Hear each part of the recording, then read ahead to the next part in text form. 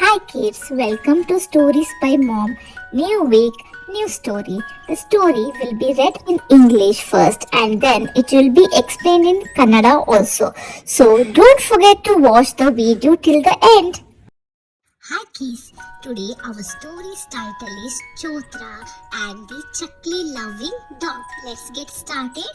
Once upon a time in a small village there lived a little boy named Chotra with his grandmother in a tiny house. Chotra's grandmother used to make tasty chaklis and sell them to earn money. As she grew old and weak, she told Chotra, "Today I will prepare the chaklis. You take them to the market and sell them." One day, Chotra went to the market with a basket full of chaklis. He sat there for a long time waiting for customers, but no one came to buy them. After some time, a dog came and stood near him. Chotra smiled and asked, "Do you want a chakli?" The dog said, "Koi." Chotra gave dog one chakli. The dog looked at him again. "Do you want another chakli?" Chotra asked. "Kui," said the dog again.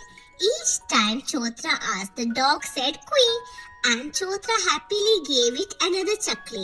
Soon all the chaklis were finished. Then Chotra said, "Now give me the money." But the dog suddenly ran away without giving any money. Chotra went home sadly. His grandmother asked, "Did you sell all the chaklis?" "Yes, Grandma," Chotra replied. "Then where is the money?" asked the grandmother. "I did not get any money," Chotra said and told her everything that had happened. His grandmother became angry and said, "Tomorrow do not come home without bringing the money." The next day, Chotra again went to sell chaklis. Just like before, no customers came. After some time, the same dog appeared. "You came again?" Chotra asked. "Do you want chakli?" "Kui," said the dog. Just like the previous day, the dog ate all the chaklis. When Chotra asked for money, the dog ran away. But this time Chotra ran behind the dog shouting, "Today you must give me my money. My grandmother told me not to come home without it. I won't leave you." The dog ran behind a tree. When Chotra followed it, he was surprised to see a pot full of gold coins behind the tree. Chotra happily took the pot home. His grandmother asked in shock, "Where did you get so much gold?" Chotra replied innocently, "The dog gave it to me for the chaklis he ate." His grandmother knew that Chotra was very innocent and might tell everyone about the treasure. So that night she made many chaklis and placed them all around outside the house. In the morning, Chotra woke up and was shocked to see chakli everywhere. "Grandma, how did so many chakli come here?" he asked. She smiled and said, "You don't know, Chotra?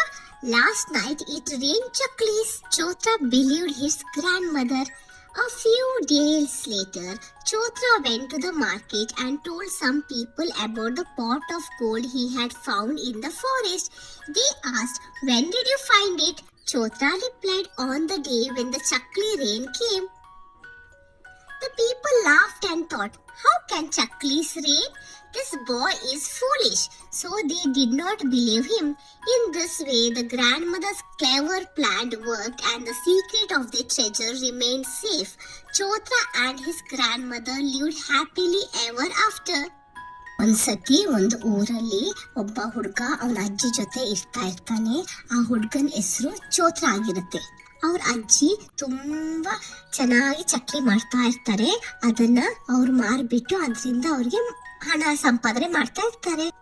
ಚೋತ್ರನ ಅಜ್ಜಿಗೆ ತುಂಬಾ ವಯಸ್ಸಾಗಿರುತ್ತೆ ಮತ್ತೆ ಅವರು ತುಂಬಾ weak ಆಗಿರ್ತಾರೆ. ಆವಾಗ ಅವರು ಚೋತ್ರಗೆ ಹೇಳ್ತಾರೆ, "ನಾನು ಚಕ್ಲಿನ ಮಾಡ್ತೀನಿ, ನೀನು ಚಕ್ಲಿನ ಸಂತೆಗೆ ಹೋಗಿ ಅದನ್ನ ಮಾರು" ಅಂತ ಹೇಳ್ತಾರೆ. ಒಂದಿನ ಚೋತ್ರ ಬುಟ್ಟಿ ತುಂಬ ಚಕ್ಲಿನ ತಗೊಂಡು ಹೋಗ್ತಾನೆ ಸಂತೆಗೆ. ಅಲ್ಲಿ ತುಂಬ ಹೊತ್ತು ಕೂತ್ಕೊಂಡಿರ್ತಾನೆ, ಆದರೆ ಯಾರು ಬರಲ್ಲ ಚಕ್ಲಿನ ತಗೊಳಕ್ಕೆ. ಒಂದು ಸ್ವಲ್ಪ ಹೊತ್ತಾದ್ಮೇಲೆ ಒಂದು ನಾಯಿ ಬರುತ್ತೆ. ನಾಯಿ ಬಂದು ಅವನ ಮುಂದೆ ನಿಂತ್ಕೊಳ್ಳುತ್ತೆ. ಚೋತ್ರ ಸ್ಮೈಲ್ ಮಾಡಿ ಕೇಳ್ತಾನೆ, "ನಿಂಗೆ ಚಕ್ಲಿ ಬೇಕಾ?" ಅಂತ ಕೇಳ್ತಾನೆ. ಆವಾಗ ನಾಯಿ ಹೇಳುತ್ತೆ, "ಕುಯ್" ಅಂತ ಹೇಳುತ್ತೆ. ಆವಾಗ ಚೋತ್ರ ಏನ್ ಮಾಡ್ತಾನೆ, ಆ ನಾಯಿಗೆ ಒಂದು ಚಕ್ಲಿ ಕೊಡ್ತಾನೆ. ಇನ್ನೊಂದ್ಸತಿ ಅದು ನಾಯಿ ಚೋತ್ರನೇ ನೋಡ್ತಾ ಇರುತ್ತೆ. ಅವಾಗ ಅವ್ನು ಹೇಳ್ತಾನೆ, ನಿಮ್ಗೆ ಇನ್ನೊಂದು ಬೇಕಾ ಅಂತ ಕೇಳ್ತಾನೆ. ಅದಕ್ಕೆ ನಾಯಿ ಕುಯಿ ಅಂತ ಇನ್ನೊಂದ್ಸತಿ ಹೇಳ್ತಾನೆ. ಪ್ರತಿ ಸತಿ ಚೋತ್ರ ಕೇಳಿದಾಗ ನಾಯಿ ಕುಯಿ ಅಂತ ಹೇಳ್ತಾ ಇರುತ್ತೆ. ಚೋತ್ರ ಖುಷಿಯಾಗಿ ಎಲ್ಲ ಚಕ್ಲಿನ ಅದಕ್ಕೆ ಕೊಡ್ತಾನೆ. ಸ್ವಲ್ಪ ಹೊತ್ತಾದ್ಮೇಲೆ ಎಲ್ಲ ಚಕ್ಲಿ ಖಾಲಿ ಆಗ್ಬಿಡುತ್ತೆ. ಖಾಲಿ ಆಗ್ಬಿಟ್ಟಾದ್ಮೇಲೆ ಚೋತ್ರ ಹೇಳ್ತಾನೆ, ಇವಾಗ ನನ್ಗೆ ದುಡ್ಡು ಕೊಡು, ನೀನು ಇಷ್ಟು ಚಕ್ಲಿ ತಿಂದಿದೆಯಲ್ಲ, ಚಕ್ಲಿ ದುಡ್ಡು ಕೊಡು ಅಂತ. ಅವಾಗ ನಾಯಿ ಏನ್ ಮಾಡತ್ತೆ, ಓಡ್ ಹೋಗುತ್ತೆ. ದುಡ್ಡು ಕೊಡದೆ ಓಡ್ ಹೋಗುತ್ತೆ. ಚೋತ್ರ ಮನೆಗೆ ಹೋಗ್ತಾನೆ. ಬೇಜಾರದಾಗ ಮನೆ ಹೋದಾದ್ಮೇಲೆ ಅವ್ರ ಅಜ್ಜಿ ಕೇಳ್ತಾರೆ, ಚೋತ್ರ ಎಲ್ಲ ಚಕ್ಲಿನ ನೀನು ಸೇಲ್ ಕೇಳ್ತಾರೆ. ಮಾಡ್ದ ಎಲ್ಲ ಚಕ್ಲಿನ? ಹೌದು ಅಂತ ಹೇಳ್ತಾನೆ ಅವನು. ಹೇಳ್ದಾಗ ಅವ್ರ ಅಜ್ಜಿ ಹೇಳ್ತಾರೆ, ಹಾಗಾದ್ರೆ ದುಡ್ಡು ಕೊಡು, ಮಾರಿದ್ದ ಚಕ್ಲಿದ ದುಡ್ಡು ಕೊಡು ಅಂತ ಕೇಳ್ತಾರೆ. ಅವನು ಹೇಳ್ತಾನೆ, ದುಡ್ಡಿಲ್ಲ ಅಜ್ಜಿ ನನ್ನ ಹತ್ರ ಅಂತ ಹೇಳ್ತಾನೆ. ಅದಕ್ಕೆ ಅವ್ರ ಅಜ್ಜಿ ಹೇಳ್ತಾರೆ, ಯಾಕೆ ದುಡ್ಡಿಲ್ಲ ಅಂತ ಕೇಳ್ತಾರೆ. ಅವನು ಹೇಳ್ತಾನೆ ಏನೇನಾಯ್ತು ಎಲ್ಲ ವಿಷಯ ಹೇಳ್ತಾನೆ. ಆಮೇಲೆ ಅಜ್ಜಿಗೆ ತುಂಬಾ ಸಿಟ್ಟು ಬರುತ್ತೆ. ಅವ್ರು ಹೇಳ್ತಾರೆ, ನಾಳೆ ಏನಾದ್ರೂ ನೀನ್ ದುಡ್ಡು ತಗೊಂಡೆ ಮನೆಗೆ ಬಂದ್ರೆ ನೋಡು ಅಂತ ಬೈತಾರೆ ಅವರು. ಆಮೇಲೆ ಮರ್ದಿನನು ಹೋಗ್ತಾನೆ ಅವನು. ಮರ್ದಿನ ಹೋದಾಗನು ಚಕ್ಲಿ ತಗೊಳಕ್ಕೆ ಯಾರು ಬಂದಿರಲ್ಲ. ಆದ್ರೆ ಆ ನಾಯಿ ತಿರ್ಗಾ ಬಂದಿರುತ್ತೆ. ಬಂದ್ಬಿಟ್ಟು ಅವನ್ ಮುಂದೆ ನಿಂತ್ಕೊಂಡು ಬಂದಾಗ ಚೋತ್ರ ಕೇಳ್ತಾನೆ, ನೀನ್ ಇವಾಗ್ಲೂ ಇವತ್ತು ಬಂದ ಅಂತ ಕೇಳ್ತಾರೆ. ಅವ್ರು ನೋಡ್ತಾ ಇರುವಾಗ ಚೋತ್ರ ಕೇಳ್ತಾರೆ, ನಿಂಗೆ ಬೇಕಾ ಇವತ್ತು ಚಕ್ಲಿ ಅಂತ ಕೇಳ್ತಾರೆ. ಕುಯಿ ಅಂತ ಹೇಳುತ್ತೆ. ಆ ತರನೇ ಅವನು ಕೊಡ್ತಾನೆ. ಪ್ರತಿ ಸತಿ ಕೇಳಿದಾಗ ಕುಯಿ ಕುಯಿ ಅಂತ ಹೇಳ್ತಾ ಇರುತ್ತೆ. ಪ್ರತಿ ಸತಿ ಚಕ್ಲಿ ಕೊಡ್ತಾ ಇರ್ತಾನೆ. ಚೋತ್ರ ಚಕ್ಲಿ ಕೊಟ್ಟಾದ್ಮೇಲೆ ಎಲ್ಲ ಚಕ್ಲಿನ ಖಾಲಿ ಆಗ್ಬಿಡುತ್ತೆ. ಈ ಸತಿನೂ ದುಡ್ಡು ಕೇಳ್ತಾನೆ. ದುಡ್ಡು ಕೇಳಿದಾಗ ನಾಯಿ ಓಡೋಗುತ್ತೆ. ಆದ್ರೆ ಈ ಸತಿ ಚೋತ್ರ ಅದನ್ನ ಬಿಡಲ್ಲ. ಚೋತ್ರ ನಾಯಿ ಹಿಂದೆ ಓಡ್ಬಿಟ್ಟು ಕಿಸ್ಕೊಂಡು ಹೇಳ್ತಾನೆ, ಇವತ್ ನಾನ್ ನಿನ್ನನ್ನು ಬಿಡಲ್ಲ, ನೀನ್ ನಂಗೆ ದುಡ್ಡು ಕೊಡ್ಬೇಕು. ನಾನ್ ದುಡ್ಡು ತಗೊಂಡೆ ಮನೆಗೆ ಹೋದ್ರೆ ನಮ್ಮ ಅಜ್ಜಿ ನಂಗೆ ತುಂಬಾ ಬೈತಾರೆ. ಅದ್ ನಾಯಿ ಏನ್ ಮಾಡುತ್ತೆ, ಮರ ಹಿಂದ್ಗಡೆ ಹೋಗಿ ಹಚ್ಕೊಳ್ಳುತ್ತೆ. ಇವನು ಚೋತ್ರನು ಅದ್ರ ಹಿಂದೆ ಬರ್ತಾನೆ. ಅದ್ರ ಹಿಂದೆ ಬಂದಾಗ ಅವನಿಗೆ ಒಂದು ಮಡಿಕೆ ಫುಲ್ ಏನಿರುತ್ತೆ, ಗೋಲ್ಡ್ ಕಾಯಿನ್ ಇರುತ್ತೆ, ಚಿನ್ನದ ನಾಣ್ಯಗಳಿರುತ್ತೆ. ಅವನಿಗೆ ನೋಡಿಬಿಟ್ಟು ಶಾಕ್ ಆಗುತ್ತೆ. ಅದಾದ್ಮೇಲೆ ಏನ್ ಮಾಡ್ತಾನೆ, ಅವನು ಅದನ್ನ ಮನೆಗೆ ತಗೊಂಡ್ಬರ್ತಾನೆ. ಮನೆಗೆ ತಗೊಂಡ್ಬಿಟ್ಟು ಅಜ್ಜಿ ಕೊಡ್ತಾನೆ. ಅಜ್ಜಿಗೆ ಆಶ್ಚರ್ಯ ಆಗುತ್ತೆ. ಅಜ್ಜಿ ಕೇಳ್ತಾರೆ, ನಿಂಗೆ ಇಷ್ಟು ಗೋಲ್ಡ್ ಕಾಯಿನ್ಸ್ ಎಲ್ಲಿಂದ ಸಿಕ್ತು ಅಂತ ಕೇಳ್ತಾರೆ. ಅವಾಗ ಚೋತ್ರ ಹೇಳ್ತಾನೆ, ಇದು ನಂಗೆ ನಾಯಿ ಕೊಟ್ಟಿದ್ದು, ನಮ್ದು ಚಕ್ಲಿನ ತಿಂತ ಇತ್ತಲ್ಲ ಅದ್ರ ಪರವಾಗಿ ನಂಗೆ ಇದು ಕೊಡ್ತು ಅಂತ ಹೇಳ್ತಾನೆ ಅವನು. ಅವ್ರ ಅಜ್ಜಿಗೆ ಗೊತ್ತಿರುತ್ತೆ ಚೋತ್ರ ತುಂಬಾ ಪಾಪ ಆಗಿರ್ತಾನೆ. ಅವನು ಎಲ್ಲರಿಗೂ ಹೇಳ್ಕೊಂಡ್ಬರ್ತಾನೆ, ನಮ್ಗೆ ಈ ಚಿನ್ನದ ನಾಣ್ಯಗಳು ಸಿಕ್ಕಿದೆ ಅಂತ ಎಲ್ಲರೂ ಹೇಳ್ಕೊಂಡ್ಬರ್ತಾರೆ ಅಂತ ಅವ್ರಿಗೆ ಗೊತ್ತಿರುತ್ತೆ. ಆ ರಾತ್ರಿ ಚೋತ್ರ ಮಲ್ಕೊಂಡಾದ್ಮೇಲೆ ಅವ್ರು ಏನ್ ಮಾಡ್ತಾರೆ, ತುಂಬಾ ಚಕ್ಲಿನ ಮಾಡ್ತಾರೆ. ಚಕ್ಲಿ ಮಾಡಿಬಿಟ್ಟು ಮನೆ ಹೊರಗಡೆ ಎಲ್ಲ ಇಡ್ತಾರೆ. ಮರ್ದಿನ ಚೋತ್ರ ಹೇಳ್ತಾನೆ, ನಿದ್ದೆಯಿಂದ ಎದ್ಮೇಲೆ ಹೊರಗಡೆ ಬಂದು ನೋಡಿದಾಗ ಮನೆ ಫುಲ್ ಚಕ್ಲಿ ಇರುತ್ತೆ. ಚೋತ್ರ ಅಜ್ಜಿ ಹತ್ರ ಕೇಳ್ತಾನೆ, ಅಜ್ಜಿ ಇಷ್ಟೊಂದು ಚಕ್ಲಿ ಎಲ್ಲಿಂದ ಬಂತು ಅಂತ ಕೇಳ್ತಾನೆ. ಅವಾಗ ಚೋತ್ರನ ಅಜ್ಜಿ ಹೇಳ್ತಾರೆ, ನಿಂಗೆ ಗೊತ್ತಿಲ್ವಾ ಚೋತ್ರ, ನಿನ್ನೆ ರಾತ್ರಿ ಚಕ್ಲಿದ ಮಳೆ ಬಂದಿತ್ತು ಅಂತ ಹೇಳ್ತಾರೆ. ಅವನ್ ಚೋತ್ರ ಏನ್ ಮಾಡ್ತಾನೆ, ಅಜ್ಜಿ ಹೇಳಿದ ಮಾತನ್ನ ನಂಬ್ತಾನೆ.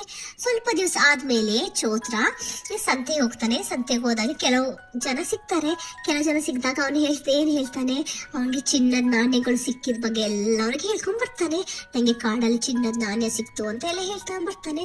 ಅವಾಗ ಅವ್ರು ಕೇಳ್ತಾರೆ, ಯಾವಾಗ ಸಿಕ್ತು ನಿಂಗೆ ಅಂತ ಕೇಳ್ತಾನೆ. ಅವಾಗ ಚೋತ್ರ ಏನ್ ಹೇಳ್ತಾನೆ, ಅವತ್ತು ಚಕ್ಲಿದ ಮಳೆ ಬಂದಿತ್ತಲ್ಲ ಆ ದಿನ ನಂಗೆ ಫುಲ್ ಮಡಿಕೆ ತುಂಬಾ ನಂಗೆ ಚಿನ್ನದ ನಾಣ್ಯಗಳು ಸಿಕ್ಕಿತ್ತು ಅಂತ ಹೇಳ್ತಾನೆ.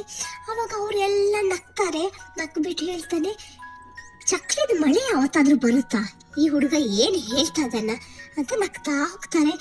ಅದಕ್ಕೆ ಅವರು ಅವ್ರನ್ನ ನಂಬಕ್ಕೇ ಹೋಗಲ್ಲ.